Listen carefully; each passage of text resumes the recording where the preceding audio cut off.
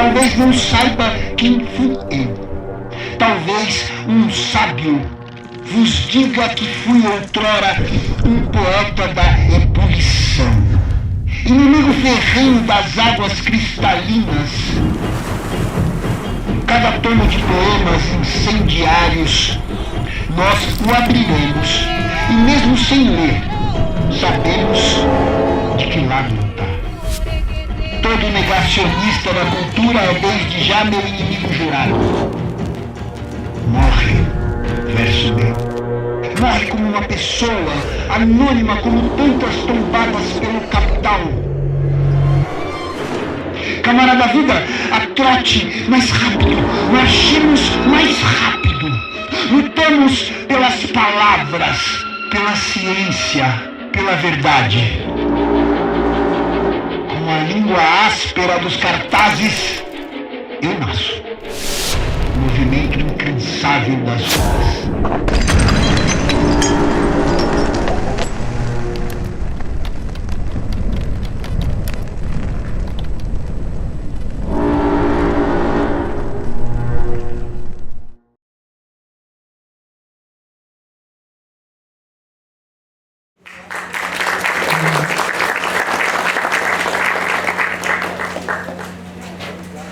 Boa tarde para todos. Estão me ouvindo? Sensação que eu achei mais. Tá bom. Tá me ouvindo? Fala mais alto. Tá legal? Tá. Vamos lá, gente. Eu me chamo Og, eu sou de Paraty. Eu sou aqui o estranho nessa mesa. É difícil alguém de Paraty. Me classifico como estranho e estou aqui para contribuir com a mesa. E espero que tenhamos uma tarde na boca da noite já, né, satisfatória, que a gente tenha boas ideias, que a gente discuta coisas interessantes, que eu acho que isso vai vir naturalmente. E eu vou apresentar aqui, em primeira mão, eu vou apresentar aqui a galera aqui. Então o Jean, de lá para cá, o Jean é sociólogo, relações públicas e, sobretudo, um pensador e um escritor. Ali do lado do Jean, o Douglas, filósofo, construído no amálgama da periferia de São Paulo, com todas as contradições da grande cidade. Aqui temos a Cristine, que é uma educadora e uma pensadora das questões espirituais e filosóficas ligado à questão indígena. E ao meu lado, o Carlos, que é um cineasta e também um líder espiritual. Então, a gente vai começar com o Douglas, é isso? Ou com a Cris? Se for começar com a Cris, eu já vou botar uma pimentinha aqui na conversa para tentar dar o primeiro passo. Recentemente, eu vi uma fala dela, que ela fala muito, ela fala com perspicácia, ela fala com segurança, e me provocou, assim, que eu achei muito interessante, que é a questão do escuro que mora dentro de cada um, que é de onde a gente vem e que é muito negado pela nossa cultura ocidental. Então eu peço para que ela dê o início aí dentro desse contexto, por gentileza.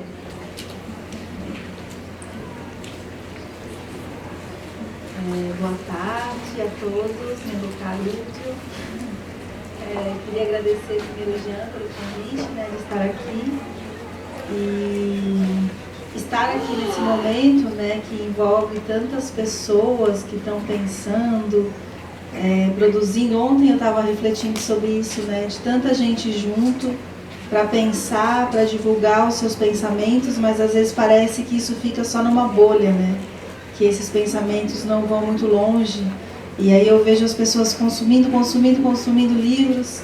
Será que a gente lê todos esses livros, né? Só uma reflexão.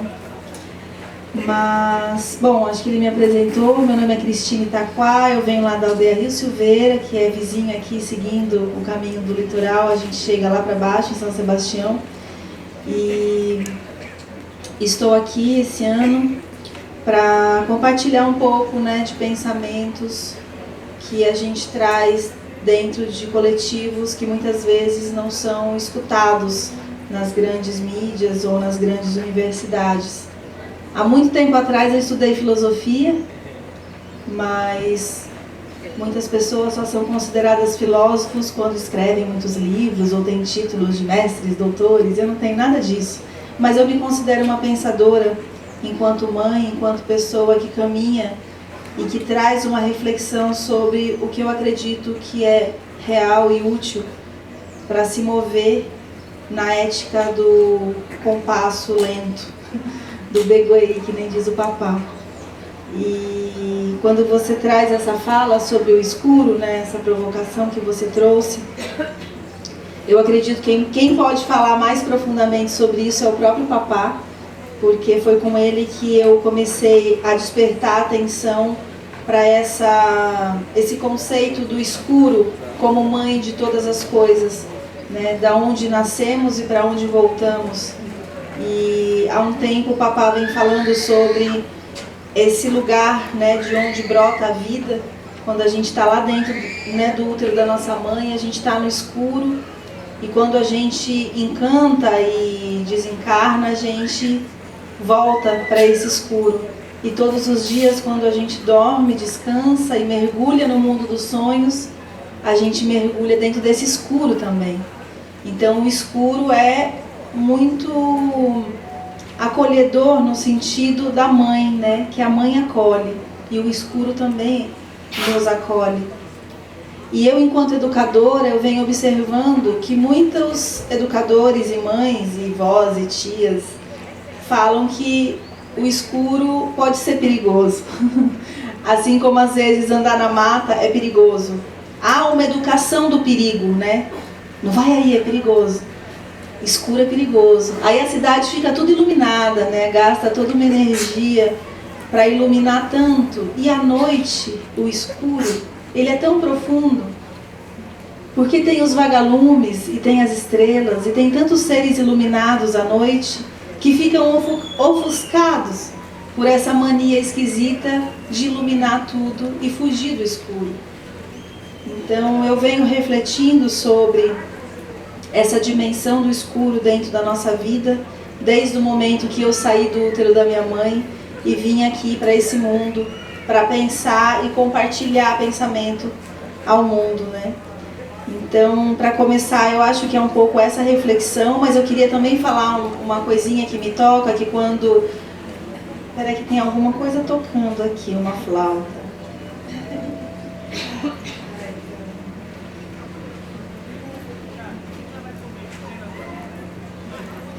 Desculpa.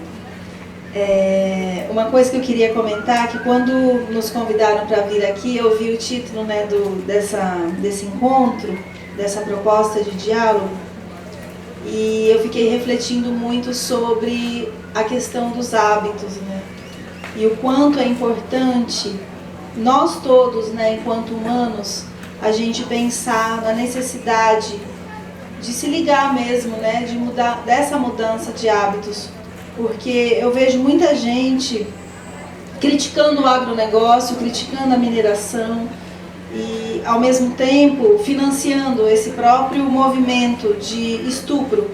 Eu venho falando muito do estupro da terra, e nós, humanos, nós estamos compartilhando com isso, direta ou indiretamente, né? E aí, quando eu vejo os outros seres, eu sinto um pouco vergonha quando eu caminho pela mata e encontro uma mãe cutia, uma mãe paca, uma lontra, porque eles olham pra gente enquanto humanos, somos humanos. E nós humanos, todos nós estamos bagunçando, uma vez que produzimos lixo, que produzimos palavras negativas, que pisamos muito pesado na terra. Então, eu penso que é muito importante nós criarmos coragem, né, e um pouco mais de atitude no sentido de mudar os hábitos no nosso dia a dia. Então, para começar, eu trago esse sopro e passo para o próximo.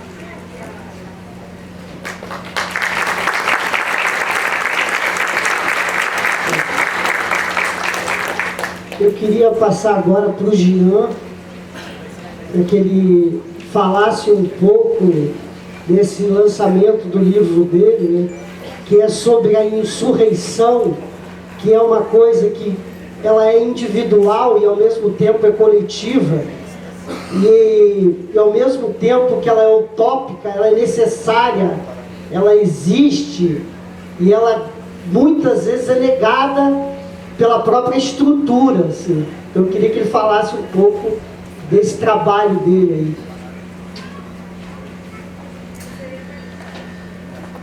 Boa tarde. Obrigado pela presença e pela pergunta, né? O que eu tentei fazer, né, é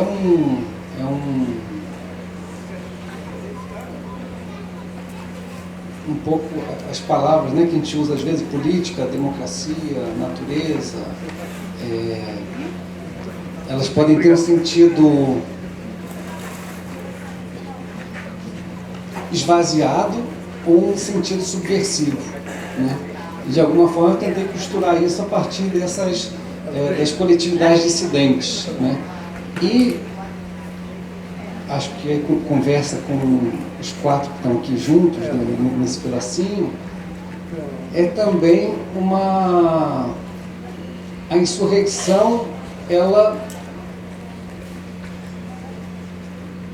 meio que vai para além dos indivíduos, e aí forma coletividades, e a partir daí que o jogo começa a ser jogado, no sentido que é um jogo interessante, né? Onde as coisas que pareciam impossíveis se tornam possíveis, ou o que não era nenhuma questão passa a pautar todo mundo, né?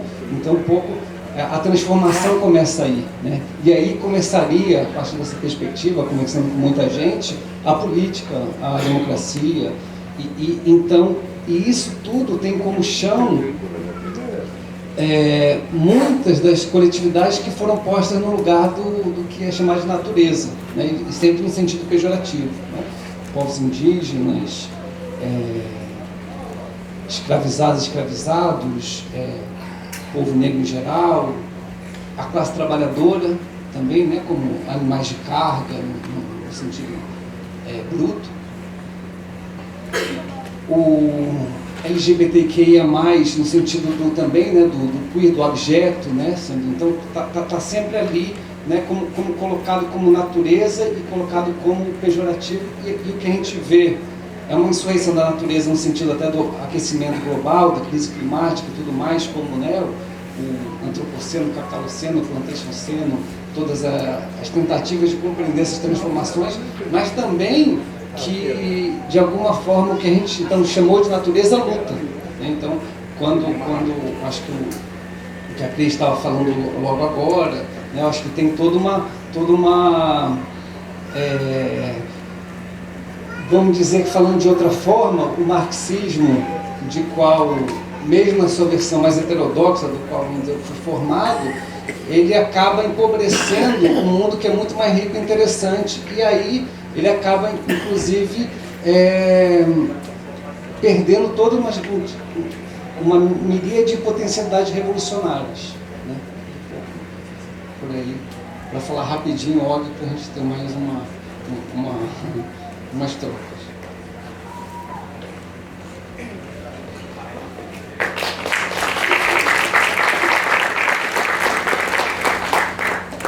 Eu vou convidar o Douglas agora, eu vou fazer aqui uma indagação também. Douglas, a gente vive, né, nesse momento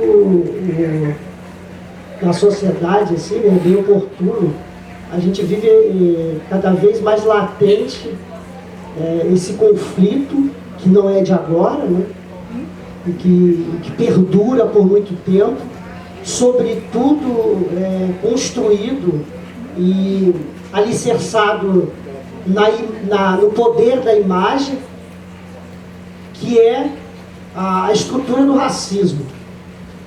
né? Não é uma questão aqui de dúvida, né? Eu perguntaria para você, aonde está o negro e o índio nessa questão? Aonde eles se unem?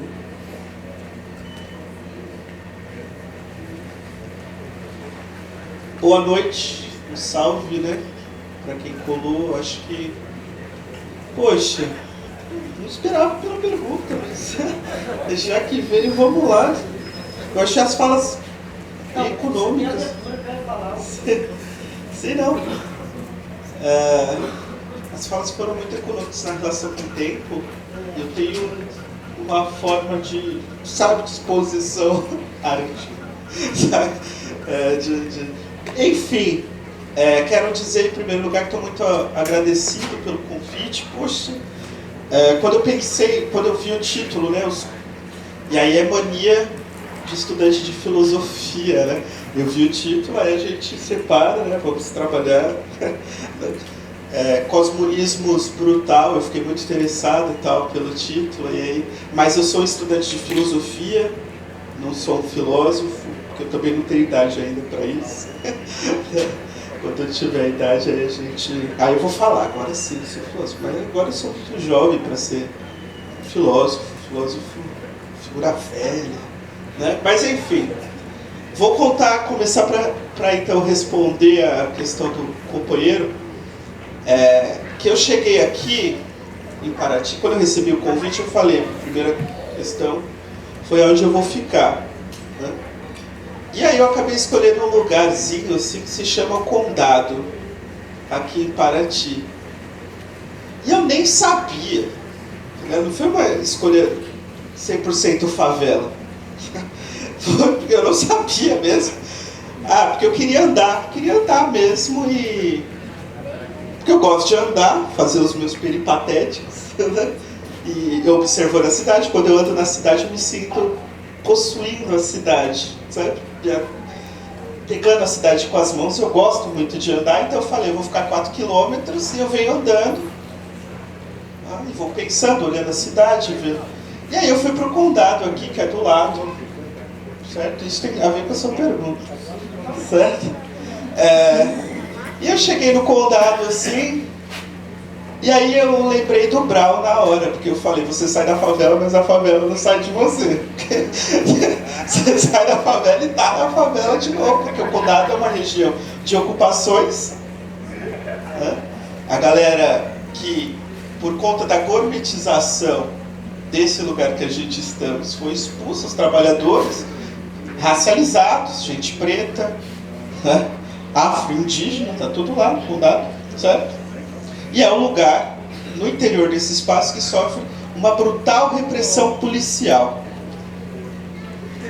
Mas eu só soube disso depois de chegar no Condado, né? Porque eu comecei a observar cavalos na rua, sabe?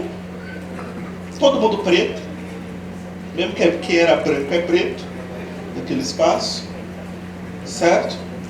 Isso tem a ver com uma reprodução e produção da vida social que organiza, para promover a sua reprodução, organiza os espaços de exclusão. Então, os ancestrais que construíram Paraty, aqueles que são os herdeiros desses ancestrais, não estão em Paraty, estão no Condado. Isso significa que há uma lógica social que organiza os espaços. E essa lógica social não é só... Tudo bem, o imaginário é muito importante, evidentemente. Mas não se trata só de uma abstração imaginária, isso organiza os espaços urbanos, geográficos, que orientam essa lógica excludente que baliza as forças de produção e reprodução balizadas por esse sistema que a gente chama de capital. Então eu começaria por aí, onde estão os negros e os indígenas. Eles estão nos espaços de exclusão, nesses não lugares.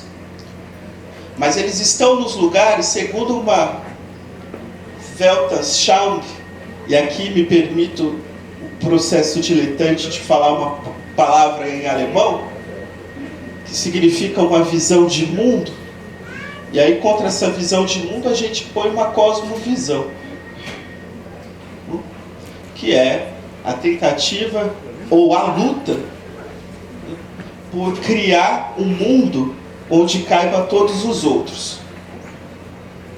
Certo? Então, esse é, para pensar a pergunta do camarada, essa é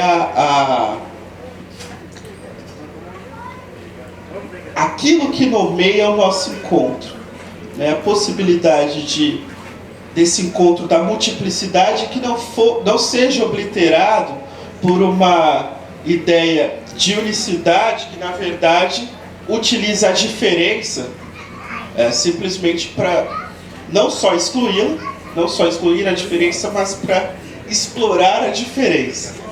E para isso, e aí eu acho que a gente está numa encruzilhada hoje, que é muito séria. E aí eu acho que teu livro fala muito da encruzilhada que a gente está hoje. Que é, bom, como que tudo isso se organizou? Como que um horizonte em que a diferença, o outro, foi excluído, se projeta e é naturalizado a ponto de os lugares de exclusão, nesses lugares de exclusão, serem ocupados pelos corpos matáveis. E a nossa insensibilidade diária se projeta como se isso não tivesse problema algum. Eu acho que essa é a grande pergunta, e a grande pergunta tem a ver com uma resposta que... Grandes perguntas são sempre ingênuas, não é? Que é a modernização. Durante muito tempo se apostou na ideia de que a modernização iria incluir e possibilitar não os outros mundos possíveis de existirem nesse mundo, mas a adequação desses outros mundos possíveis ao mundo hegemônico. Então, durante muito tempo se optou por uma ideia de adequação ao status quo, através do processo de modernização, e aqui a gente pode falar, né, que essa foi a grande utopia liberal. Olha, o trabalho um dia vai se desenvolver e um dia essas pessoas deixarão as suas singularidades e passarão a agir de acordo com esse mundo que está posto. Isso entrou em parafuso, a gente sabe que não ocorreu, e que essas pessoas que não se adequaram, elas não só não se adequaram, como elas não são mais absorvíveis a essa máquina de moer gente que se chama capitalismo hoje. Certo? Como elas não são mais absorvíveis, a gente está... Quer dizer, ou a gente abandona o paradigma da modernização de modo que o nosso imaginário seja descolorizado, ou a gente vai ser morto, porque está posto, né? E aí, bom, para terminar, uma coisa que eu falei, eu estou vindo do Rio de Janeiro, eu falei lá para provocar, né? O capitalismo está morto. Foi isso que eu falei lá. O capitalismo está morto. Só que sob o seu cadáver, como um buraco negro, ele pode arrastar nós todos. E se a gente não se erguer imediatamente contra isso, vai ser a destruição da espécie. E isso implica, né, a nossa extinção. Bom, muito obrigado. Era isso que eu tinha.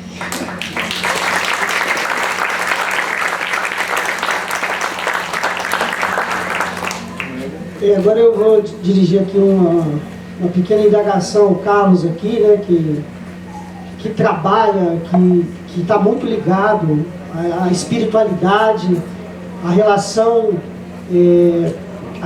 ancestral do homem, né, com a sua outra parte, que é ele também, que é o meio ambiente. E eu pergunto para o Carlos Papa, será que essa perda da espiritualidade não é um ponto marcante nesse processo de destruição que nós estamos vivendo?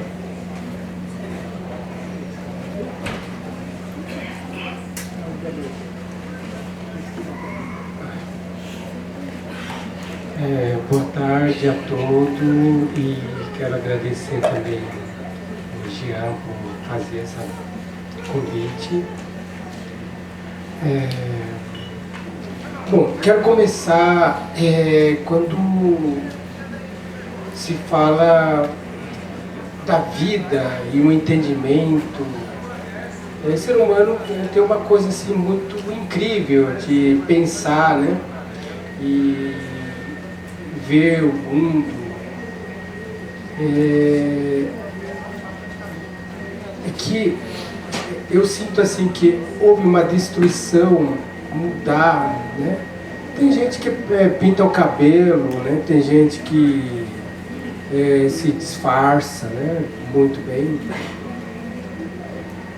O ser humano tem uma coisa incrível.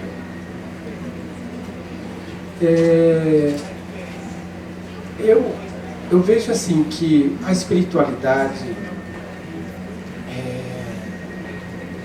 a gente tem a espiritualidade, mas que a gente perdeu, se afastou por causa dessa, como os amigos disseram, essa forma de vida, esse projeto de vida foi para água abaixo, né? Que esse plano do projeto de humanidade viver bem é isso, sabe? Não tem um propósito. O propósito é aproveitar o meio dos fracos e se levantar e se remediar através dos fracos.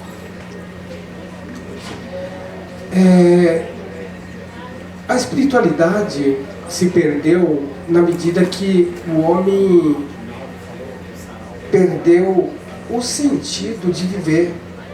Que hoje eu vejo que a sociedade, todos como nós, já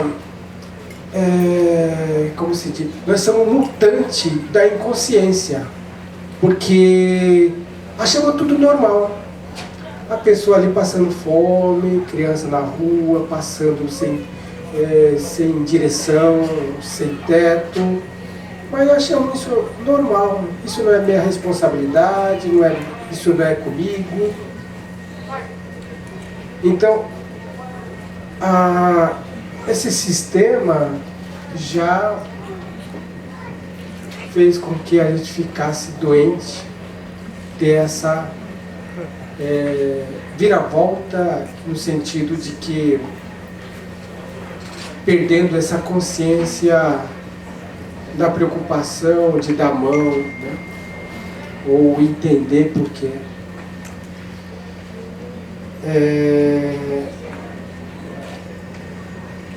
E nós, ser humano, perdemos essa forma de vida, a importância do viver do outro, porque enxergamos. Imagina só se nós todos estivéssemos cegos, se não enxergasse ninguém, só vivia de sentido, porque o cabelo, existe milhares de células, o corpo existe vários poros, existe pelinhos no corpo que recebe todas as informações em volta, 360 graus, que o corpo, nós temos essa capacidade, mas que a gente perdeu, porque enxergamos. E onde, quando a gente enxerga, a gente aponta um ao outro o defeito do outro, o outro é mais belo, o outro não, existe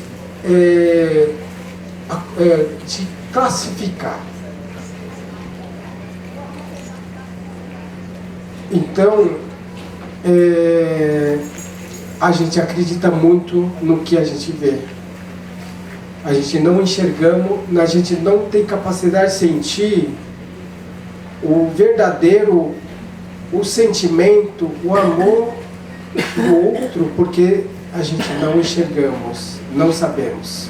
E é por isso que há ainda muito tempo ainda a gente vai se debater sem chegar a esse entendimento. A cosmologia tal, esse sentimento é ter que sentir pelo menos o pé na hora que você caminhar e sentir o barulho, cada lugar que você caminhar, sentir a energia de cada lugar. Para sentir o ambiente, o lugar que você pisa e sentir o som do seu espaço. Só que a maioria da gente, a gente tem medo de fazer isso porque pode pisar em cima de alguma bactéria, ou a gente já começa a criar medo. E o medo começa a aumentar cada vez mais e ter essa desconfiança.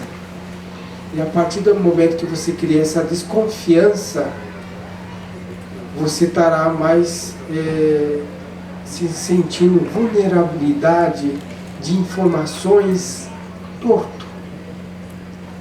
E a partir daí, você acaba se tornando pessoas vulneráveis de todas as coisas. E onde vem essa descrença que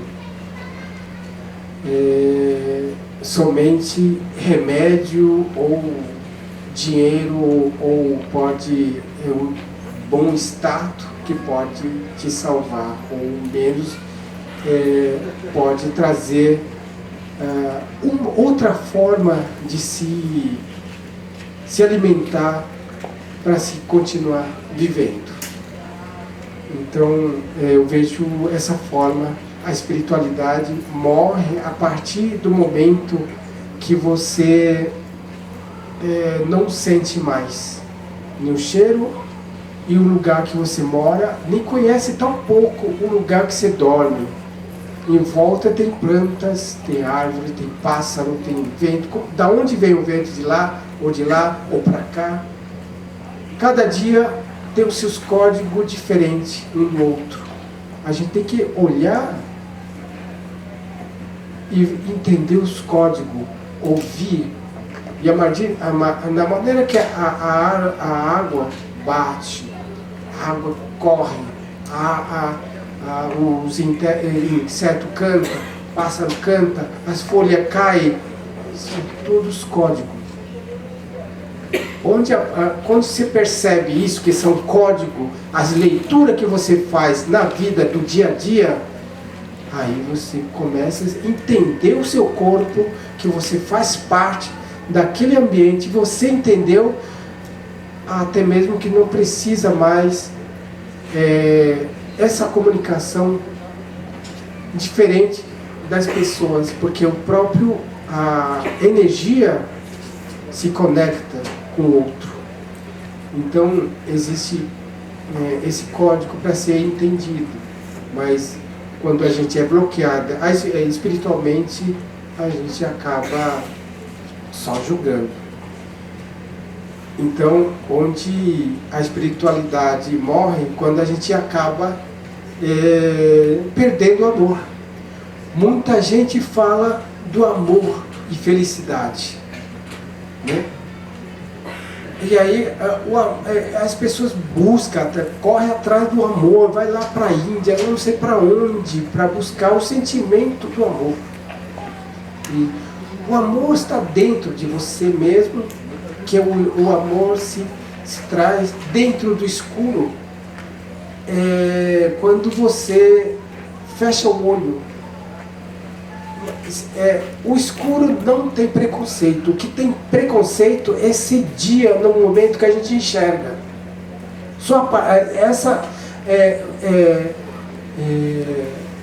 Eu tentei escrever um poema assim, pensando assim: maldito meu olho que enxerga para poder mentir que eu amo, dizer que eu amo, dizer que eu adoro, dizer que eu sou verdadeiro, mas eu o tempo todo estou falando mentira, porque se eu não enxergasse, eu falaria o sentimento verdadeiro, eu falaria do amor verdadeiro, porque eu estou vivendo e sentindo sem olhar e sem entender, sem perceber quem é em volta. Mas esse amor é muito rígido, esse amor é tão acolhedor que não escolhe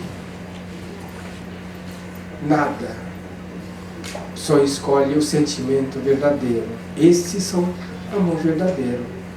E a partir do momento que você olha e julga, ou beleza, isso não é amor, só é porque acredita. Você acreditou porque você está vendo, só por isso.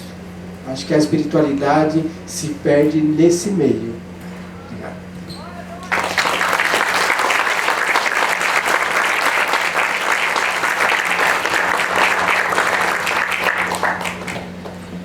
Dando seguimento aqui, eu vou perguntar para a Cristine. Ela fez uma fala também que me tocou bastante, que vai de encontro aqui o que o Carlos acabou de falar, que ela falou da resistência dos pássaros, né, das grandes cidades, da resistência dos pássaros, das pequenas plantas. Essa seria uma forma da natureza estar mostrando para a gente, Cristina. Você vê isso? Como que você vê isso? Eu queria que você colocasse isso para todo mundo aqui. Como que você vê essa resistência? Tem a ver com o trabalho do Jean também, né? Dessa insurreição da natureza. Depois o Jean pode falar também, mas... Eu tenho observado muito essa capacidade muito potente, assim, criativa, né, desses seres todos se metamorfosearem ou se reconstituírem em meio ao cimento, em meio ao lixo, em meio ao esgoto que nós produzimos, né?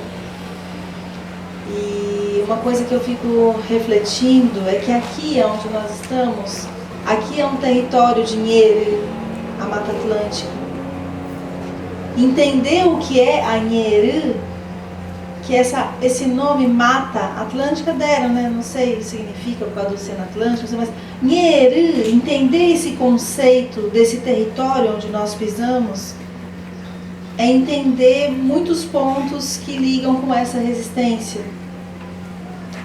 Porque Nheru significa onde as almas, os espíritos se banham. E esse território em que nós vivemos foi o primeiro território onde tudo começou. Essa bagunça, essa falta de respeito para com todas as formas de vida. Hoje em dia o brasileiro só fala da Amazônia. Temos que salvar a Amazônia? Claro, temos. Mas o Brasil não é só a Amazônia. Temos muitas florestas, muitos seres vegetais, animais, minerais, seres visíveis e invisíveis que resistem em meio a toda essa bagunça que o capital e essa ordem e progresso estampada nessa bandeira que criaram representam o nosso país. Mas a Nheru resiste. E reexiste, se reproduz de uma forma, numa capacidade tão incompreensível a nós que somos tão limitados, porque o tempo todo a gente tem medo das coisas. E essa pandemia que passou aí há pouco, ela nos mostrou isso. A nossa pequenez diante da dimensão do que é um vírus, do que é uma bactéria, do que são esses seres invisíveis que convivem com a gente e que nós, dentro da nossa razão, a gente se acha tão superior, mas nós não somos absolutamente nada, porque qualquer dorzinha nos derruba. Agora tem algumas plantinhas que são tão profundamente incríveis que elas brotam no meio do cimento. Eu acho incrível quando eu estou andando na cidade e eu vejo algumas plantinhas brotando. Você procura ali, você não está vendo terra, mas elas estão brotando. É que nem a jataí.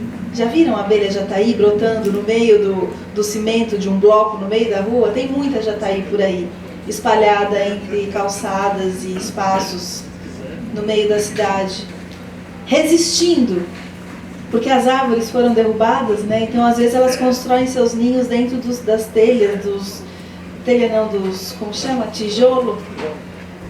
E estão vivendo.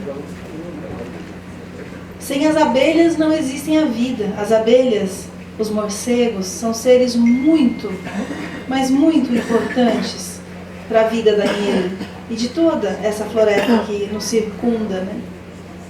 Então entender essa resistência desses seres todos que convivem com a gente nessa morada é importante para a gente perceber quem nós somos, né?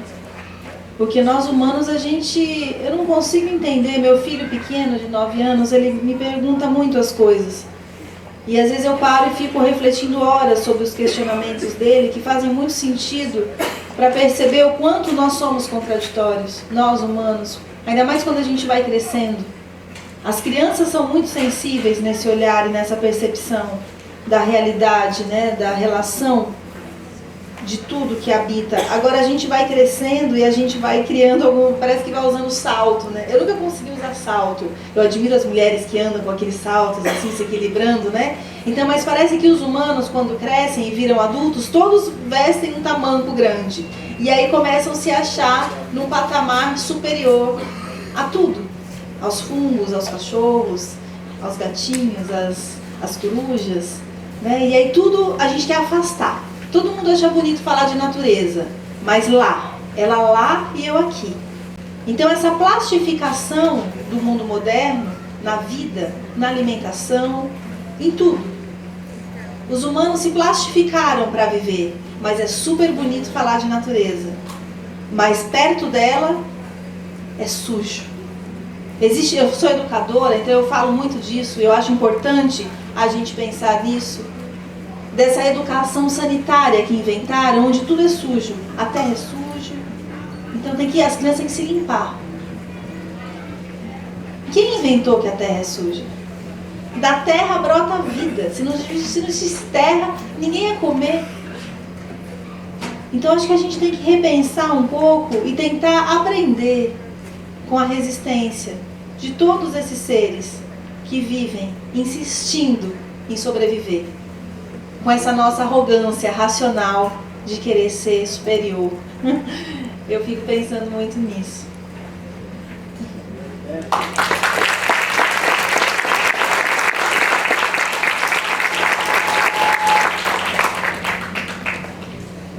Poderia deixar à vontade, só vou dar um pitaco aqui, gente. Como morador, como um cara que nasceu aqui em 1968, eu vou me reportar ao Douglas ali para dizer para ele, para dar uma consolidada no que ele falou. Paraty, para quem não sabe, né?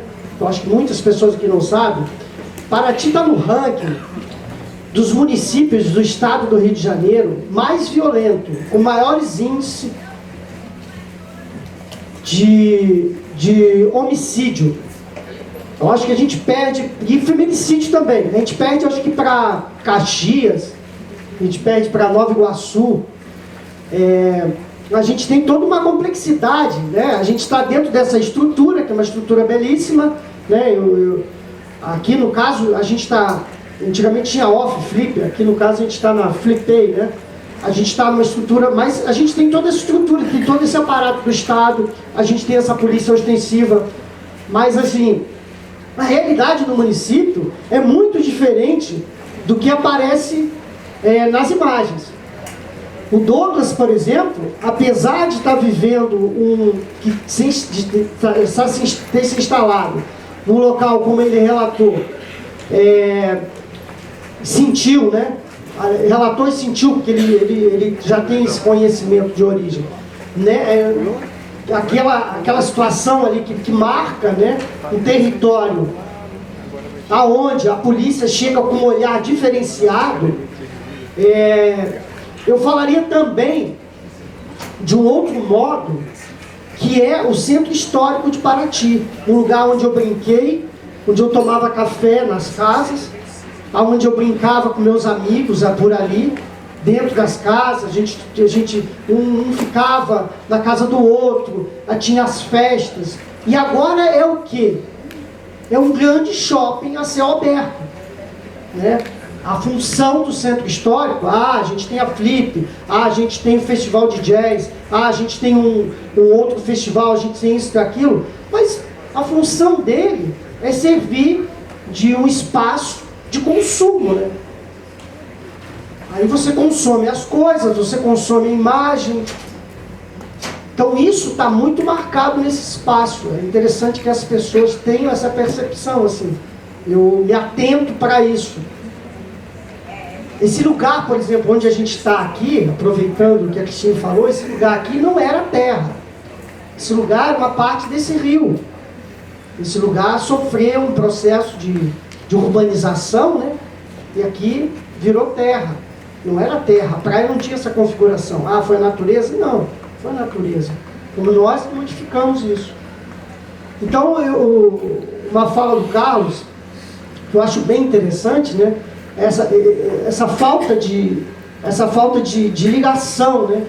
Eu acho que parece ainda, por incrível que pareça, por a gente estar no século XXI, por a gente estar em tudo isso que a gente está passando, né, recentemente, que é essa destruição desenfreada da Amazônia, né, demonstrada através de gráfico, através de imagens, e essa degradação do próprio ser humano, dessa indiferença, né, da gente olhar a pessoa numa condição de rua e a gente parece que não vê, né? Parece que aquilo já se tornou normal, né?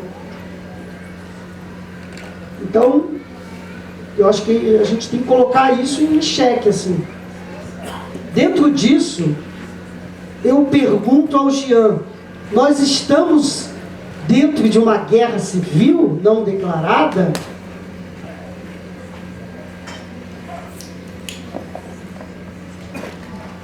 Eu sei que a pergunta não foi para mim, mas só por ver o traje da polícia no Rio de Janeiro, fica claro que é uma guerra civil. Né?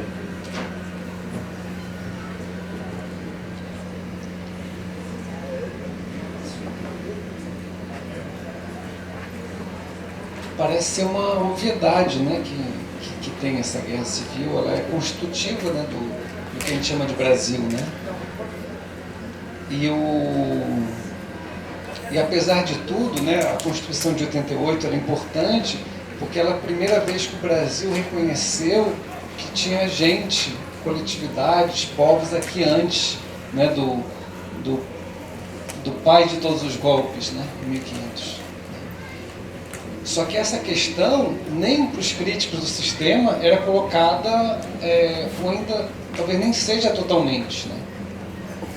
E eu acho que de alguma forma a gente vive com contradições, como o Douglas colocou, e de forma, às vezes suave, escondida, às vezes mais explícita, uma insurreição negra, também nas últimas décadas, né, que vai instalando essas questões, né, que a Denise Ferreira da Silva, que escreve o prefácio, a pergunta dela é por que não tem uma crise ética com as mortes? Né? Como que um país, né, que supostamente tem uma coletividade, né, um grupo no caso, dezenas de milhões que convivem, pode tolerar o que o Papá falou ou essas mortes, né? Como que um país mata a sua população, né? É possível explicar Bolsonaro no sentido mais, entre aspas, sociológico ou não, político, mas tem uma dimensão existencial, de um abismo existencial, que é constitutivo do país, e enquanto a gente não encarar isso de verdade, a gente não vai nem começar a sair, né, dessa... Eles matam uma certa população, né? Sim, sim. E não mata só a população sem a gente pensar que não tem uma separação entre o que a gente chama de pessoas e o que a gente chama de não humanos. É também, eu gosto muito, o livrinho é uma contação de história, né? Ao mesmo tempo tenta tecer os fios de tradições menores do que a gente pode chamar de esquerda, mas também uma série de contações de história. E uma delas é Eu fui, inclusive, com uma das 8 pessoas a quem é dedicado o livro, ver o filme do André Tonati, um cineasta aí, que eu acho que é do cinema marginal, Sérgio da Desordem, e me marcou muito a imagem que é a Transamazônica sendo construída, então não é um tronco, não é uma árvore gigante sendo derrubada, e ele põe ao lado o Marighella, tombado na Alameda Casabranca, em São Paulo. Eu até achei estranho no começo, porque falei, não, o Marighella era aquele comunistão antigo, desenvolvimentista, né? Mas aí isso pode ser defendido, mas eu acho que tem o que mais forte dessa conjunção é isso, é sempre quando se assassina, a pessoa está assassinando também o meio, né? Então é uma guerra também contra o que a gente às vezes chama de natureza, né? Até porque essas questões estão totalmente ligadas, né? Por exemplo, aí tem uma presença dos Estados Unidos forte, né? Mas os Estados Unidos ao revés, ao avesso, né? E aí tem esse massacre no século XIX, né, de milhões de bisões, né, de búfalos, né?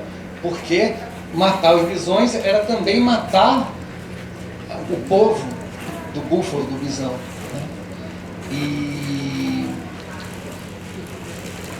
E a própria pandemia atual, né, com esse rebote agora e tudo mais, ela também, segundo um biólogo marxista, ela tem a ver com uma opção pela agricultura intensiva, né, pós-segunda guerra, com raízes escravocratas, vindo dos Estados Unidos, mas não só, a famosa plantation e depois o que vai ocorrendo mais, com o urbanismo desenfreado, né, que eu acho que tem a ver com o que foi falado antes, e também com o desmatamento. Né? E aí você cria essa panela de pressão que permite, né, essas epidemias e passar para a pandemia e tudo mais. Você como que nenhuma questão a gente pode separar, né? Um pouco que a Cris falou também logo agora, né? Então, Mas da onde veio a Covid? Veio da China? Por que você não está citando ela? Oi? Ô, a China, onde que veio a Covid? Parece que é da China. Ah, e você, ó, você tá falando do Brasil, mas tem que, ó. Tá bom, vou ficar na minha. Tudo bem, cara. Mas onde que veio a Covid? Veio dos macacos, veio da onde? Veio de avião? Parece que é do pangolim, né? Mas por que, tá que é bom, da China? tá bom, porque a China pegou essa agricultura, pegou essa mesma opção, né? Tipo, você tem essa agricultura intensiva, que é por isso porque o interior de São Paulo se expressou como se expressou. Porque é uma subjetividade do agronegócio, que é também a base brasileira, material da economia. Mas uma história que eu acho que é muito bonita e tem a ver com a pergunta do Ório, que Douglas colocou também, é a Débora Maria da Silva, das Mães de Maio, ela estava se deixando morrer no hospital. Né?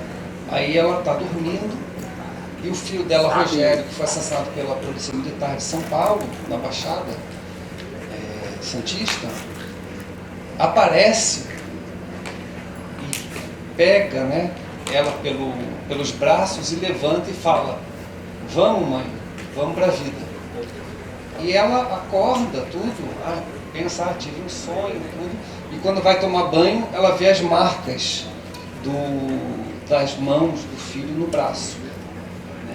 Isso acho que é interessante, porque os mortos também lutam. Né? Um pouco, a tradição da esquerda é de uma transmissão político-cósmica de gerações de lutadores que não tem nenhuma outra opção existencial a não ser lutar, entrar na batalha e dar o que puder, né? O seu corpo, os seus afetos, as ideias. Né? E eu acho que isso é um exemplo importante, né? Porque é o grande tema, a sobrevivência, que agora atinge porções muito mais amplas, né?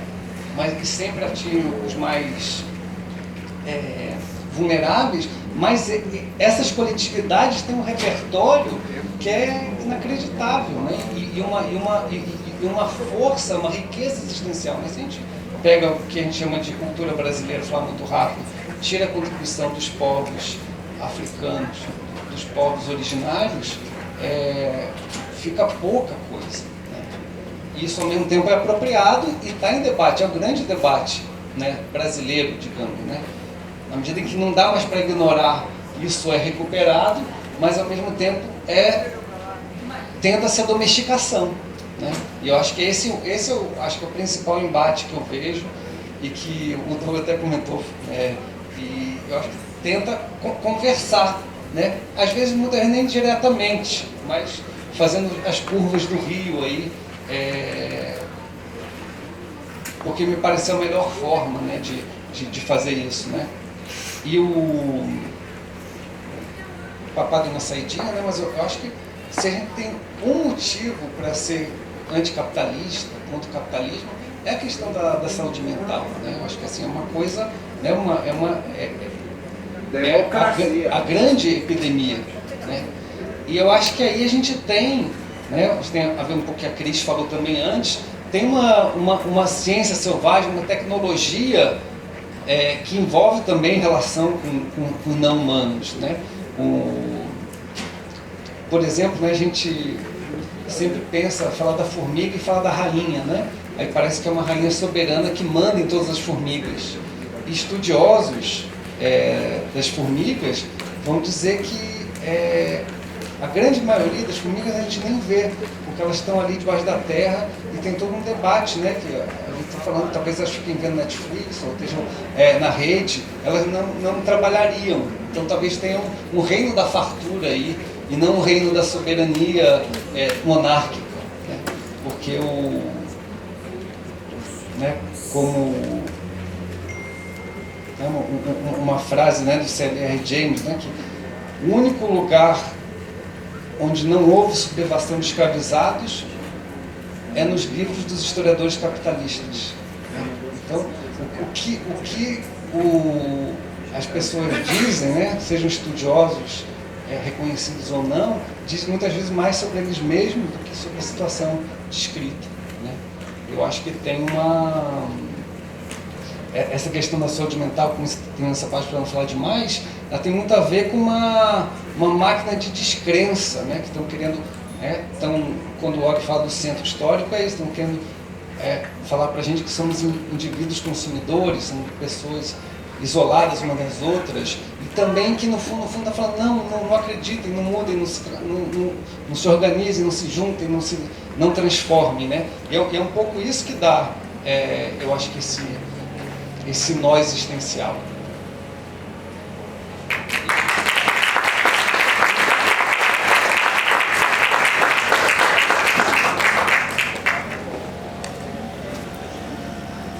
Eu vou tomar a liberdade de ler aqui uma parte do livro da Bell Hooks, que é uma pergunta que eu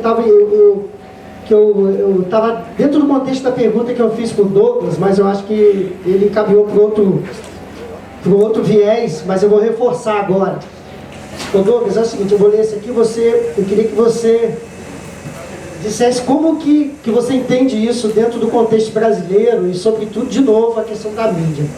Ela fala o seguinte: ambos, negros e indígenas, foram profundamente afetados pelas representações degradantes que continuam sendo as imagens dominantes apresentadas em filmes e na televisão, retratados como covardes, canibais, incivilizados. As imagens dos índios nas telas espelham as imagens dos africanos. Quando a maioria das pessoas assiste a imagens degradantes de negros e indígenas diariamente na televisão, não pense sobre o quanto essas imagens nos causam dor e sofrimento. Eu queria que você colocasse um pouco disso, e também fico para eles aqui, no Brasil ainda, na vida, na atualidade brasileira.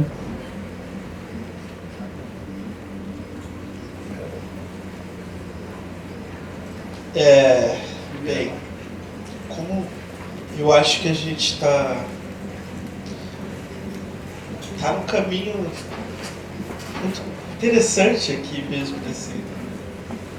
que mexe, na verdade, com algumas sensibilidades, né, com alguns afetos.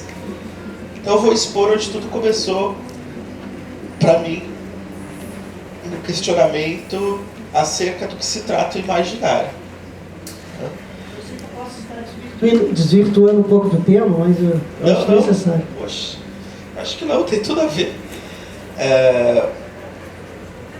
Bom, a primeira vez que eu me deparei com a questão de como o negro, de como racializado é organizado nesse imaginário da produção cultural, tem a ver, na verdade, com meu pai.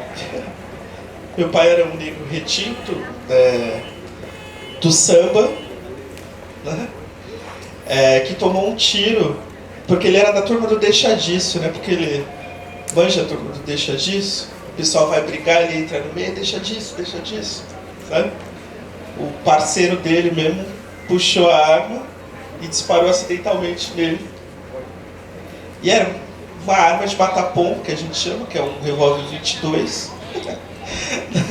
Nem mata, mas arrebentou a vida do meu pai, porque a bala de 22 anda no corpo e acertou a coluna cervical. Meu pai, que era do samba e organizava o samba, ficou paraplégico. E aí eu escutei uma frase lapidar da minha infância, que fez eu pensar o que é essa organização do imaginário, que é, porra, além de ser preto, ainda ficou paraplégico. Fodeu, não tem mais nada, né? Bom, a partir disso eu vi que tinha um olhar, uma questão de um olhar que era dirigida não só para o meu pai, mas enfim, para a família nossa negra, que era um olhar que dizia algo, né?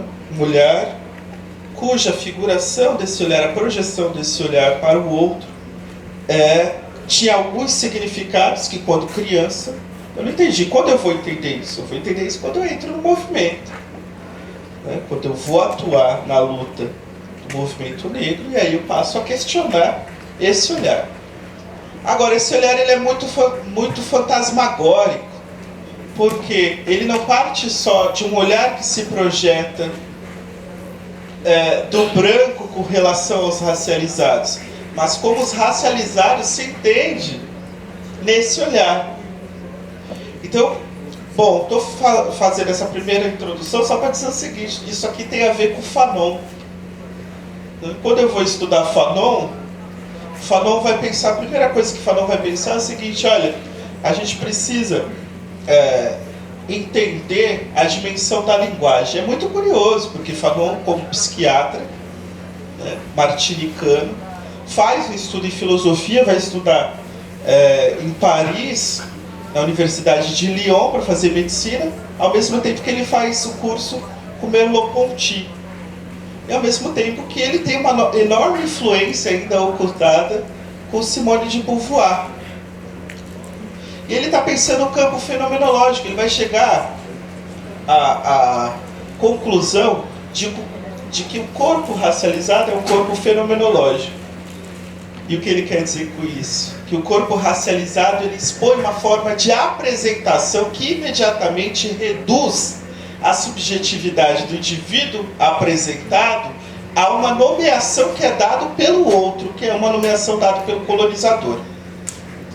De modo que os racializados têm a sua humanidade obliterada, justamente porque essa nomeação condiciona o complexo inato de que o racializado é aquilo que eu digo que ele é. Então esse corpo que se apresenta imediatamente como um corpo marcado, demarcado racialmente, ele não importa o que você é a partir de agora. Você é um negro. Você é um indígena. Isso. Por ser negro e indígena, eu sei que você vai agir de determinada maneira. E aí eu excluo a subjetividade e Fanon, depois Bambé, Achille Bambé, vai chegar à conclusão de que, enfim, a noção de raça, ela serve para obliterar a própria humanidade. A gente pode pensar, sei lá, num registro humanista, talvez, mas enfim, não vou entrar no mérito agora. Mas a questão é, como depois que isso vai para a produção cultural? E aí eu trago uma outra anedota, tá? Que a gente já está num registro confissional mesmo, então... eu gostava do Indiana Jones, certo? Fui uma criança apaixonada. Tenho para mim, segundo a minha analista, que o Indiana Jones foi responsável, inclusive, por escolhas profundas na minha carreira. Com quem eu me identificava no Indiana Jones? Com certeza não era com o menino indiano, nem com os antropófagos que fazem rituais em algum lugar mítico do horizonte branco do que significa a Índia. Eu me identificava com quem? Com homem branco de chicote na mão. Certo? Ia ser o Harrison Ford. Então, quando a gente fala de imaginário, de descolorizar o imaginário, a gente está também colocando em xeque uma certa reprodução na linguagem e nas formas de conhecer que obliteram todas as contribuições que os racializados deram para a consolidação de um horizonte humano. Que é uma... Vou dar rápido, né? Quando eu li Samir Amin, um livro muito importante, tá, que foi traduzido no Brasil ano passado, apesar de ter feito um pouco palácio, mas também estava na pandemia, eu acho, que é o eurocentrismo. Por exemplo, uma das grandes questões que me pegou assim, foi o Samir Amin falar assim, bom, a noção de universal, da onde que ela parte? Todo mundo vai falar, não, foram os europeus, não é isso? Né? O universal para excluir os outros. Mas não, é uma noção egípcia. Tá ligado? O que eu quero dizer é o seguinte, que houve algum momento, isso é datado, é registrado, você não precisa de muito esforço. Se você estudar filosofia e a história, você percebe bem que houve algum momento no processo de modernização capitalista que se inicia com o grande golpe de 1500, houve algum momento que foi preciso organizar um imaginário através da linguagem que obliterasse todas as heranças que povos não europeus deram para a contribuição humana, no geral.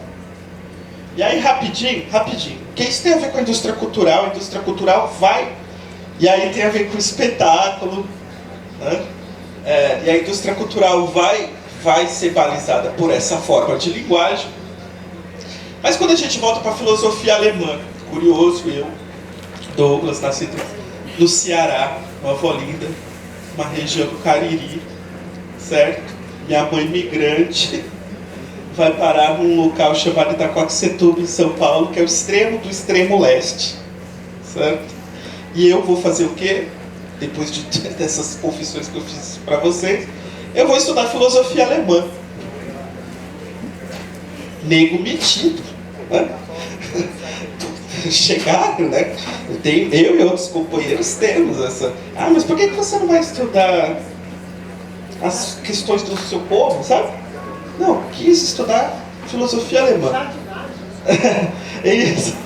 Eu quero estudar filosofia alemã. E por que eu fui estudar filosofia alemã? Porque eu queria saber exatamente o momento da construção de um imaginário que oblitera a contribuição de vários povos para a construção do comum.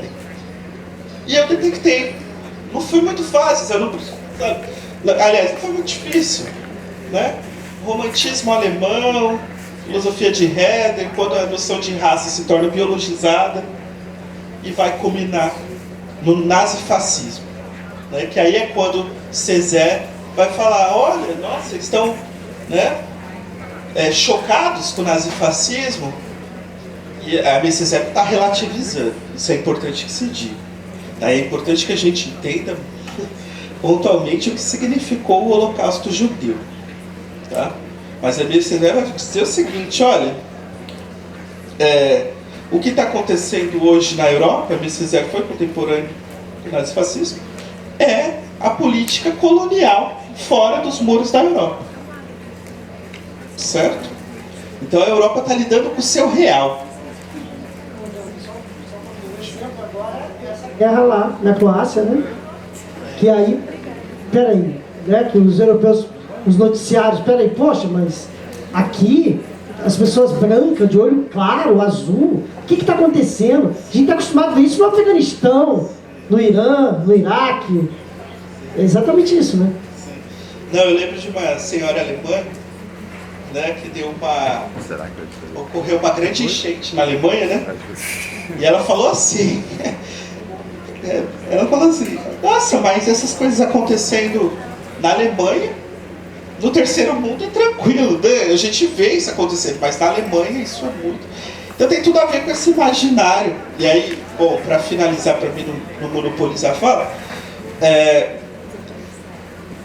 quando a gente fala de descolorizar o imaginário, a gente está falando de algo radical. Né? A gente está falando no sentido de, em primeiro lugar, a gente também não deve exercer o mesmo movimento que foi exercido através da obliteração que foi feita como forma de controle político que a Europa estabeleceu no sentido de excluir os povos das contribuições humanas, né, das contribuições de organização de uma humanidade melhor mesmo.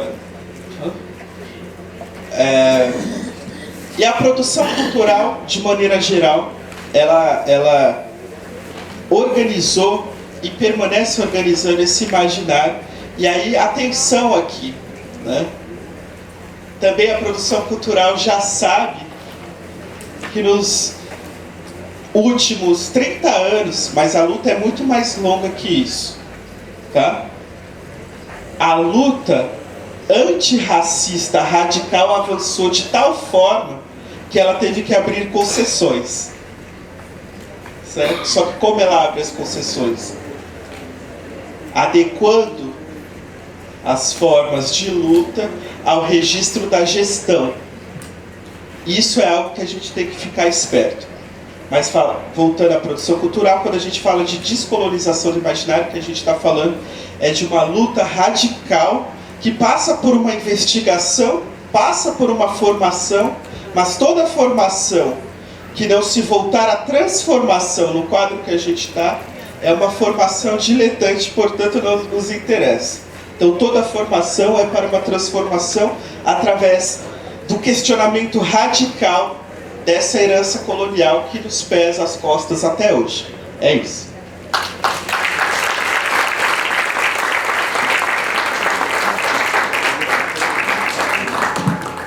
Eu vou aproveitar aqui, né? Eu queria que aqui o Carlos Papa e a Cristina Itaquá, não sei assim, o que eles pensam a respeito, mas dentro da questão da educação, a educação formal, ela seria uma porta de entrada para uma mudança de pensamento em relação ao índio, em relação ao modo de produção, a maneira como a gente vive, assim, você como educador, ele como cineasta, o que vocês acham daí? Existe uma possibilidade?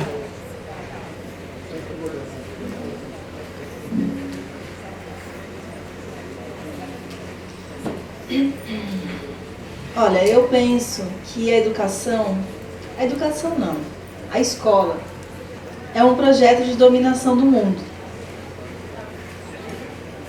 Nós todos somos para a escola, né? Acho que aqui a maioria, talvez um ou outro não, mas quase todo mundo vai para a escola. E aí, há uns 20 anos atrás, eu fui estudar filosofia, mas eu nunca pensei que eu ia dar aula de filosofia, nem é por isso que eu quis estudar filosofia, foi por outros motivos, que eu também não vou detalhar aqui, é uma longa história. Mas aí, quando na minha comunidade abriu a escola de ensino médio, me convidaram para dar aula, eu resolvi dar aula, no ano de 2009. E fiquei dando aula 12 anos, até que no final do ano passado, eu resolvi sair da escola. Ou me tiraram da escola. Até hoje estou tentando entender se eu saí ou se me tiraram. Por que eu estou contando isso para vocês? Porque depois de pensar muito sobre o que significa isso na nossa vida, eu ando no momento tenho plena convicção de que as escolas deixam as pessoas emburrecidas, adoecidas, limitadas entre a palavra e o número. E eu digo isso porque eu sou educadora. E muito dos saberes e dos fazeres e das intuições criativas são deixadas de fora das escolas. São podadas.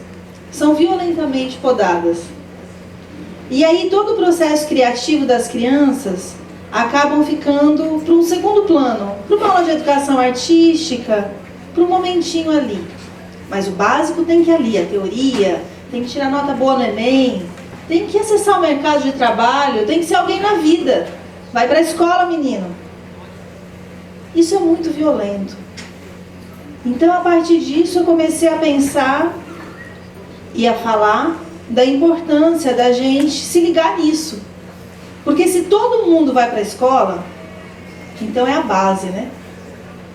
Se a gente não muda essa base, vai continuar todo mundo se idiotizando, elegendo pessoas como esse desalmado que está aí por enquanto, por pouco tempo. Vai sair. Eu penso que o analfabetismo político do nosso país se dá por conta das escolas. O currículo das escolas são terrivelmente horríveis.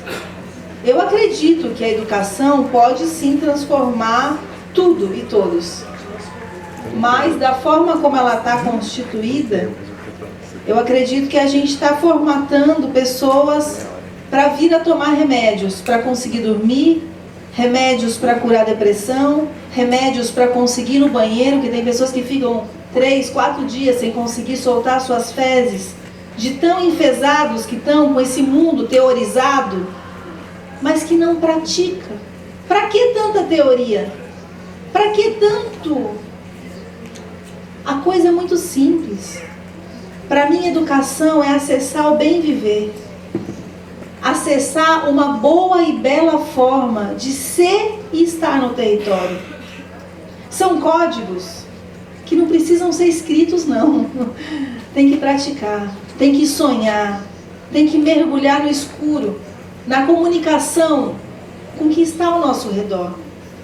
A natureza tem códigos que não estão nos livros, porque os nossos grandes, vou dizer filósofos, mas eu acho que eles são muito mais que isso, os nossos grandes sábios, eles não escreveram livros, e eles não estão sendo respeitados, mas eles estão lá, nos seus cantos, entoando palavras, boas e belas palavras, para segurar esse céu que não desaba sobre nossa cabeça e manda nós tudo para o mesmo buraco. E aí não importa se você tem dinheiro, carro, plano de saúde, não importa nada. Vamos todo mundo para o mesmo saco. Então ou a gente rema nosso barquinho na mesma direção e se liga que mudar currículo de escola significa transformar os nossos filhos. Quem não ama seu filho? Então para que cada um está levando o filho para a escola? Para acessar o mercado de trabalho? Ou para vir a tomar um remédio para dormir no futuro? Eu acho que é isso que a gente tem que pensar.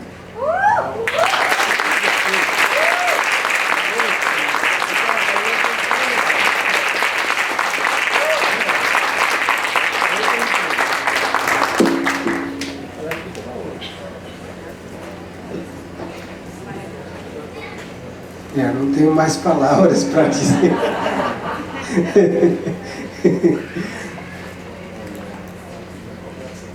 Olha, eu acredito que a educação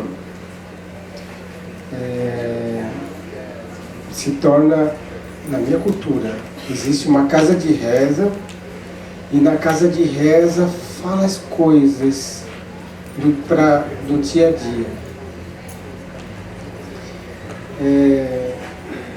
Que ensina, lá na casa de reza é falado desse jeito, o pajé fala assim: Cheru Tenondeguá, meu pai primeiro, Chechu Tenondeguá, minha mãe primeiro, Chiwara Terequati, meu corpo imperfeito diante dessa beleza da imortalidade. Animombeuta Koera Nyamadu Jogruare Awan Aikoiawa.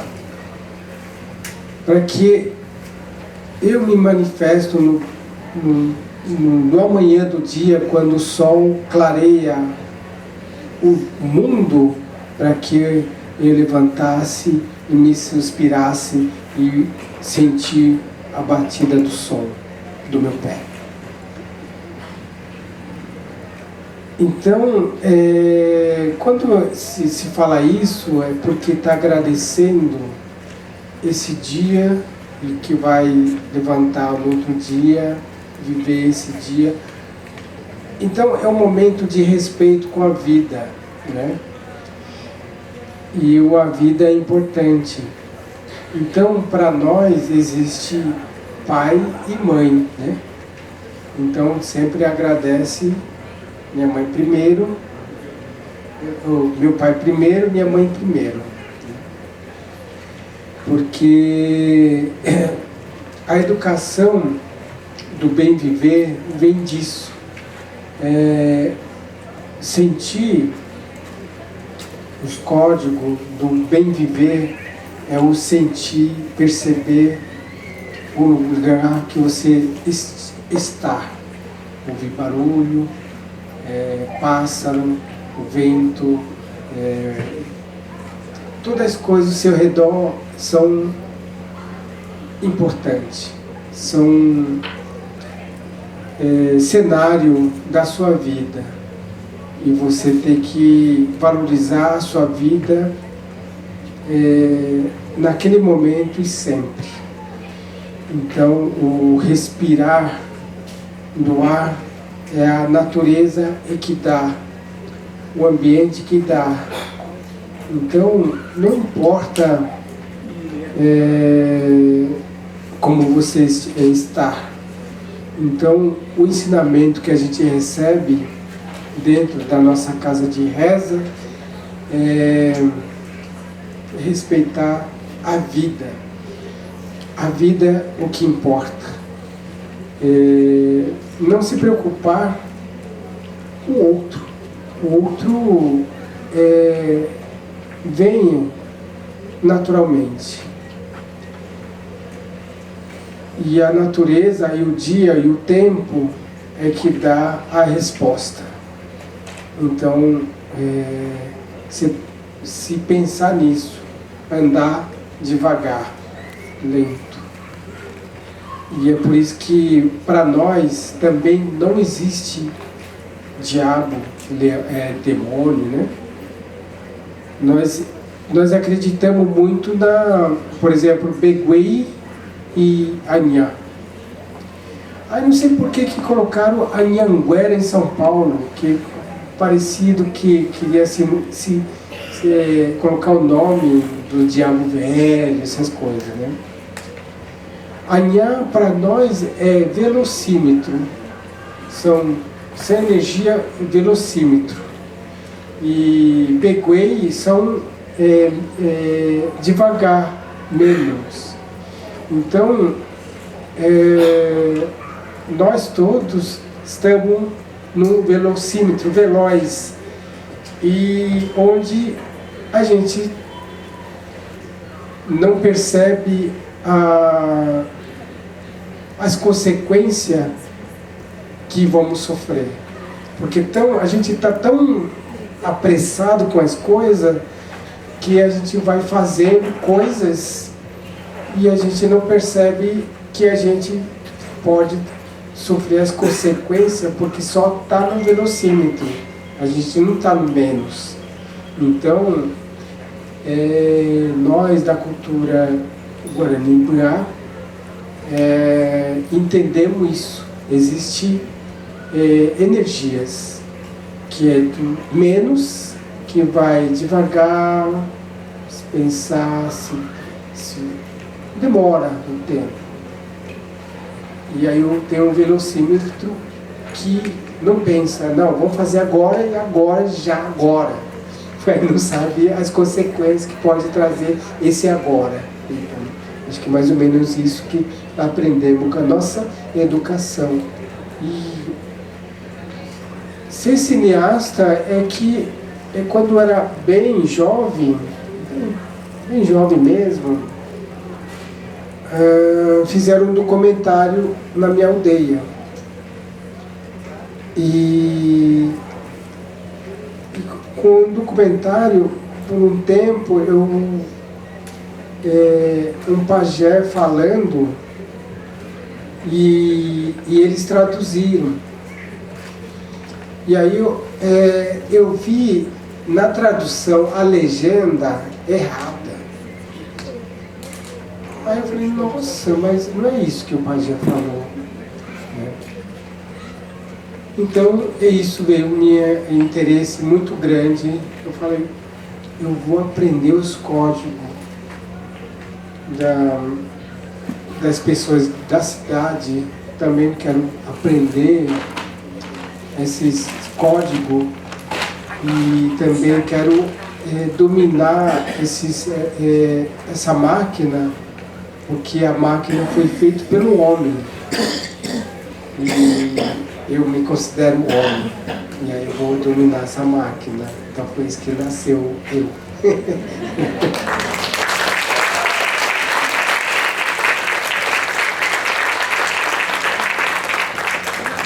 Muito bem, Carlos. E foi muito legal também você, Cristiano. Muito importante sua fala, muito legal mesmo. Tocante como mulher, como pensadora, como educadora, como mãe. Eu vou voltar para o Jean aqui, que eu estou curioso aqui.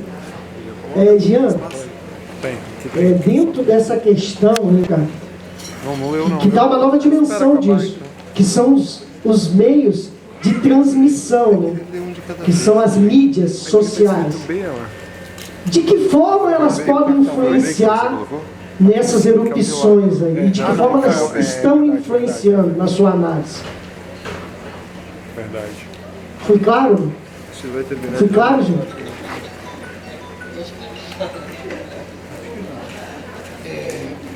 Olha, eu não sou muito bom para responder a pergunta, mas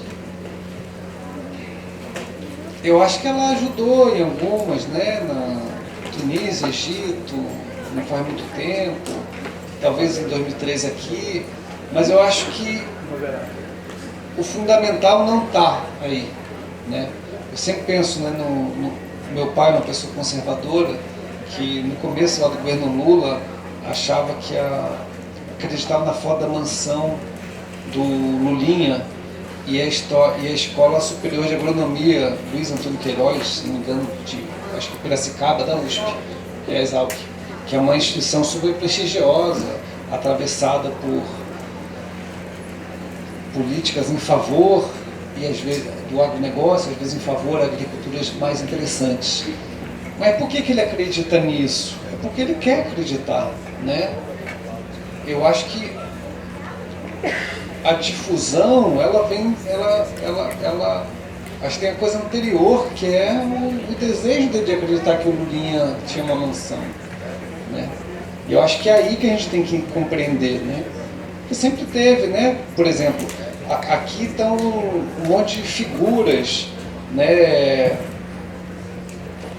vilipendiadas ao longo da história, né? O pirata, a bruxa, o proletário, o indígena, trans, assim, uma série de figuras que são tidas como matáveis, bárbaras, selvagens, no sentido pejorativo de tudo isso.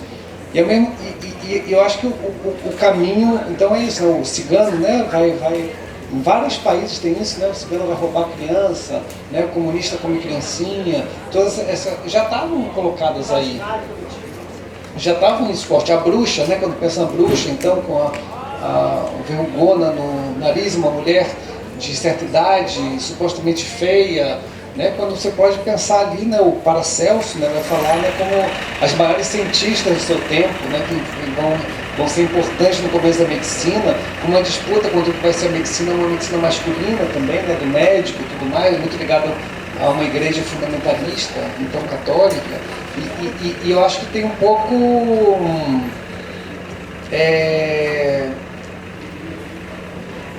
tem que trabalhar a partir disso, né? Tem uma hora que falei, a luta é criminosa, ela é sempre criminosa, porque ela é sempre criminalizada, né? Então, um pouco que uma figura incrível, sino-americana, Jack Wong fala, né, contra a inocência. Então, também combater isso não é no terreno do somos inocentes, é de alguma forma, um pouco provocativo, é que somos criminosos, porque justamente para o sistema é o que ocorre, né? Então, por isso que se vê até hoje a bruxa com esse imaginário tão forte, é porque é uma guerra contra as mulheres, né?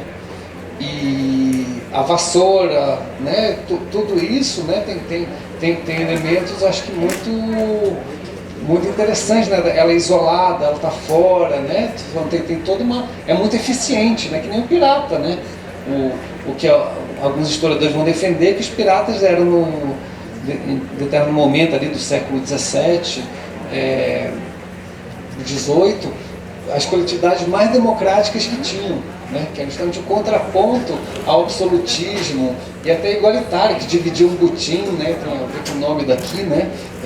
Que eram embarcações multirraciais que aboliam tomavam navios negreiros, ou seja, era todo o avesso do sistema e tinha uma tecnologia ali, claro, com muitos problemas, mas de uma opção de igualitária, né? De poder destituir o chefe, né? De destituir o que mandava, né? E acho que essas figuras malditas são as que inspiram mais hoje do que tudo. Eu acho que um pouco, respondendo lateralmente, acho que é um pouco por aí, né? Eu acho que que a gente pode contrapor a isso, né? Também não entrando num fetiche tecnológico, né? Talvez, não sei. Mas talvez o Douglas tem coisa para dizer sobre isso a partir do Debord, não sei. Mas a democracia representativa, esse modelo, será que não é um freio também para esse ímpeto das pessoas, esse ímpeto coletivo? Ele não serve como um freio? Tem um autor liberal que chama Benjamin Constant, que ele contrapõe a democracia dos antigos e a dos modernos. E é muito interessante, porque ele defende a dos modernos, mas fala, dos antigos decide sobre tudo. A guerra e a paz, os impostos, sobre tudo se decide sobre tudo. E ele vai defender, não, dos modernos é mais interessante, porque ela delega para os especialistas, para uma casta no final, porque ela tem mais coisa para fazer, tem a vida privada para gozar, né? E é interessante que, acho que a representação é um mal, mas o avesso disso é se doar muito, porque qualquer empreendimento coletivo dá muito trabalho, né? Então tem também uma, entre aspas, no seu termo é bom, tarefa, missão, possibilidades, mas que envolvem isso também, né? Não tem uma... Não é fácil, não brota de cima, mas sim de baixo.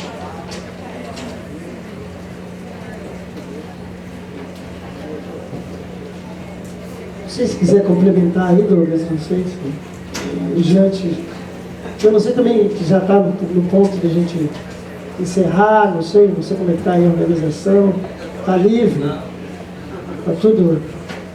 Fique à vontade aí, Douglas, se quiser colocar aí questões referentes a propriamente a democracia e essa representatividade.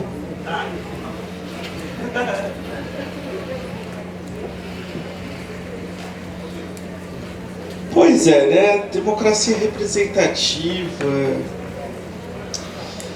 A gente pode ficar elucubrando isso até amanhã, né?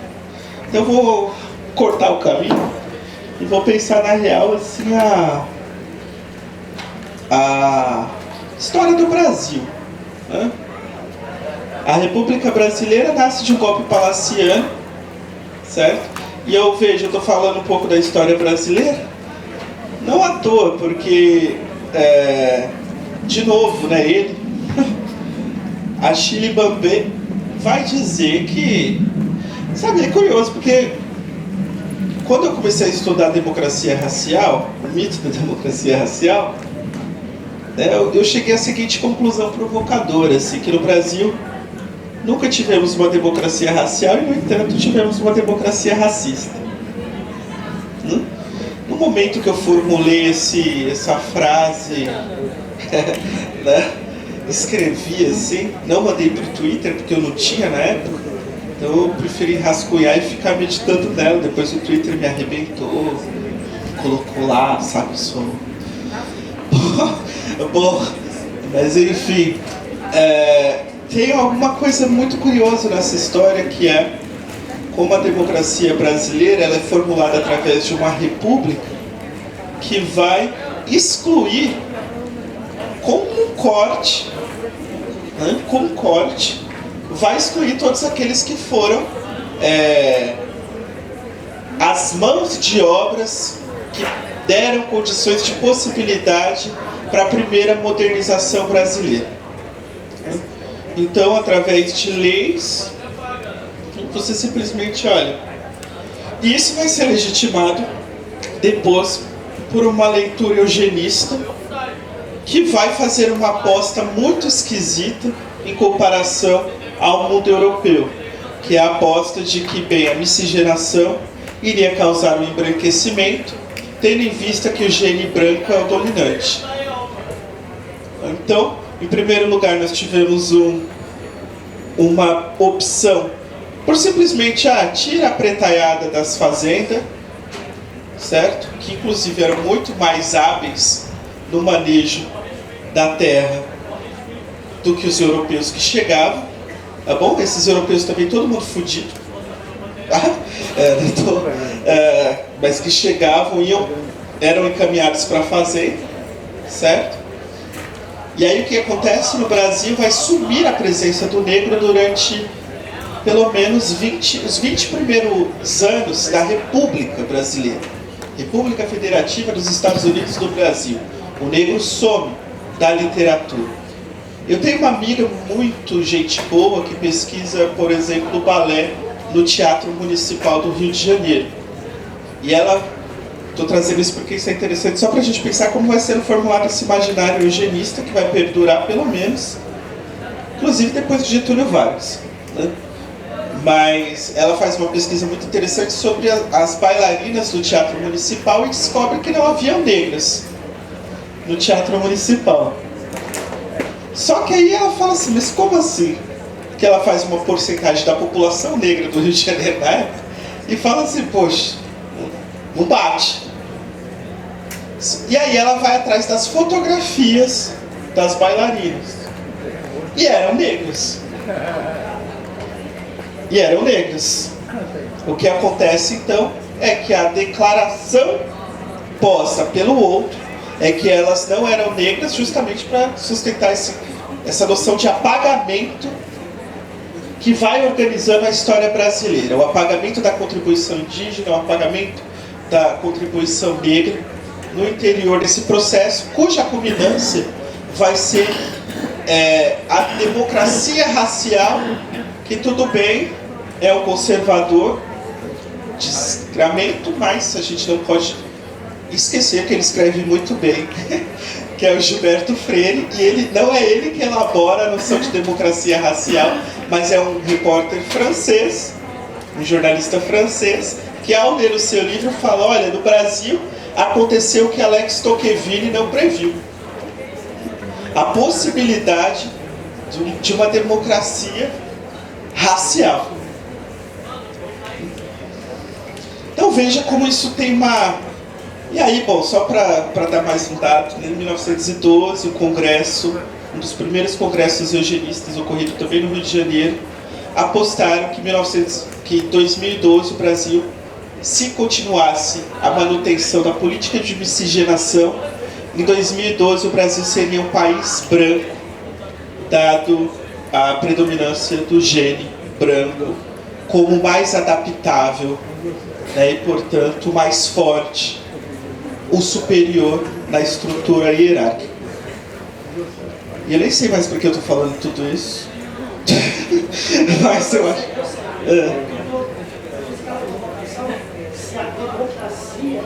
a democracia. Ela não acaba podando a liberdade de dizer. Ah, sim, é isso, a democracia. Pois é. E aí, voltando para esse quadro todo dessa república, né, que se organiza por classes aristocráticas, e aí é preciso que a gente lembre que a aristocracia vai financiar uma ideia de modernização nos marcos dessa estrutura colonialista que é herdada, que é a herança dela própria. Então a gente tem um modernismo que tenta responder essa modernização brasileira, certo? Que a ideia é o país de todos os povos, mas a prática é a radical matança, a continuação do genocídio que está posto aqui desde a era escravocrata. Aí, entrando na questão da democracia, né? Aí tem uma questão complicada, porque aí eu volto para a democracia racista, né? Foi uma democracia racista no sentido, e isso é um oxímoro, se a gente pensar o significado de democracia. Isso só é possível, essa democracia racista, num horizonte de reprodução da vida social, em que as formas de reprodução são balizadas pela radical exploração, pela construção de imaginário que impede a troca e a partilha com a diferença e que, portanto, já é uma estrutura patológica e, por isso, o adoecimento mental, que eu acho que a gente tem que falar sobre saúde mental mesmo, mas para além da clínica, inclusive, né? Porque, bem, o divã, firmeza, eu acho importante, inclusive, né? Me autorizou, né? O divã é importante, mas as práticas, as formas de adoecimento tem a ver com essa estrutura. Então, o que a gente teve até hoje, o que a gente teve até hoje foi uma democracia racista, que é um oxímoro. Sim. O que a gente teve até hoje foi uma democracia racista que respondeu por essa negação daquele que foi negado. A minha questão, então, eu vou devolver a pergunta. Lutamos pelo significante democrático como uma possibilidade de subversão desse quadro, ou abandonamos esse significante e vamos pensar novas formas de organização político-social. E com isso eu encerro. Deixo a reflexão para vocês levarem para casa, para o bar, vamos.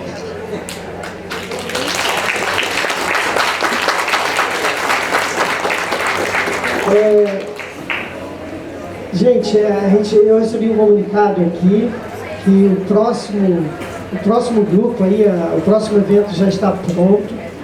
Então, se as pessoas aqui, os amigos quiserem fazer as considerações, eu agradecer desde já ao público, né? Parabéns, vocês que me suportaram até aqui. E se quiser fazer umas considerações finais aí. E agradecer aqui o pessoal aqui, da equipe aqui, de todo mundo que trabalhou para que isso acontecesse, né? De coração, todo esse trabalho de vocês. E se alguém quiser fazer alguma consideração final, tá bom. Mas você já conhece, né? Eu agradeço esse público que estão aqui atento e com certeza eu vou confiar em vocês para mudar o pensamento, vai depender dessa união, né? Eu sou índio e índio quer dizer uma negação. Deus seria Deus em índios, então quer dizer sem Deus, né? Mas na verdade eu acredito muito nas paisagens, no vento, no sol, a lua, tudo que rege minha vida. Eu acredito nisso. Então, eu vejo que nós todos aqui devemos ser índio. Obrigado.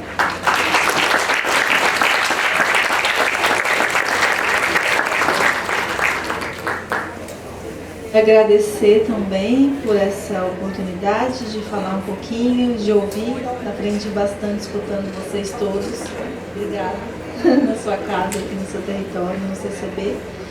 E queria só compartilhar um pensamento para deixar também, né, uma sementinha aí para vocês levarem para casa e refletir cada um. Eu tenho refletido nos últimos tempos sobre 3 pontos principais que talvez para vocês, não sei o que pensam disso, mas para mim, que caminho por muitos territórios de povos diferentes aqui no nosso país, tem 3 coisas que têm desequilibrado os nossos territórios, historicamente: a Bíblia, a cachaça e o currículo das escolas. Falar isso não é fácil, mas eu queria dizer para vocês que nós temos as nossas religiões, as nossas espiritualidades, as nossas buscas de respeito com o ser sagrado. Existe um segredo profundo dentro do sagrado e ele deve ser respeitado.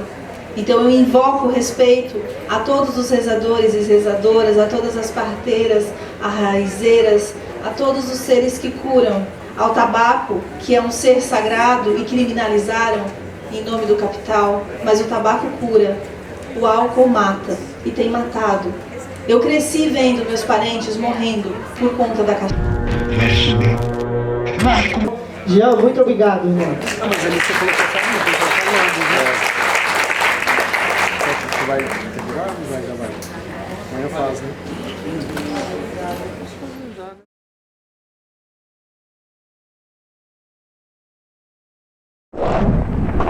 Respeitáveis camaradas, neste tempo revolto, estudando os nossos trevosos dias, talvez não saiba quem fui eu.